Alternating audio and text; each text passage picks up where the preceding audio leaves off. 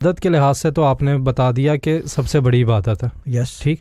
लेकिन अब इबादत के अलावा दुनियावी मसले मसाइल में उसमें से निकलने के लिए वो पूछना चाह रहा हूँ कि कई लोग वज़ाइफ करते हैं, कई लोग नहीं भी करते। हाँ तो कुरान अगर सफ़ा दर सफ़ा पढ़ रहे हैं तो वो ये पूछना चाह रहे हैं तो फिर हमें वज़ाइफ करने की ज़रूरत फिर भी पड़ेगी या नहीं, अगर हम किसी मसले से निकलना चाहते हैं।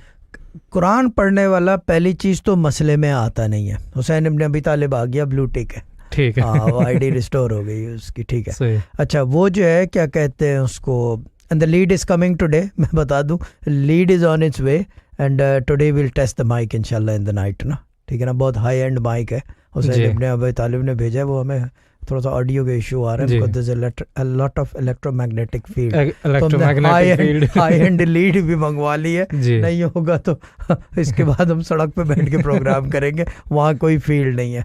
अब ये अलग चीज़ है कि गाड़ी से कुचले जाए। अच्छा ऑडियो इज़ गुड शाह साहब, ओके बैलेंसी है, ज़्यादा इतनी 4 दफ़ा तो बता दिया, ठीक है। अल्लाह ताला ब्लेस यू, मम्मी को सलाम बोल देना।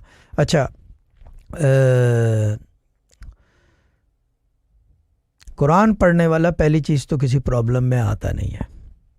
अब ये कहना कि क्या कहते हैं उसको, या मैं अब्बा के वर्ड्स हैं मेरे, अगर ये बोलो कि क्या कहते हैं मज़हब में मसाइल का हल होता, ठीक है ना, तो ऐसा तो है नहीं, सही, ठीक है ना।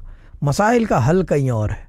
कोई दुनिया में ऐसा इंसान नहीं है जो मसलों से ना गुजरा हो, और कोई दुनिया में ऐसा इंसान भी नहीं है, हमारे अब्बा के वर्ड्स हैं, अब जो वर्ड्स हैं वो ये हैं कि कोई दुनिया में ये नहीं कह सकता कि मुझे ये मसला है और इमाम हुसैन को नहीं था।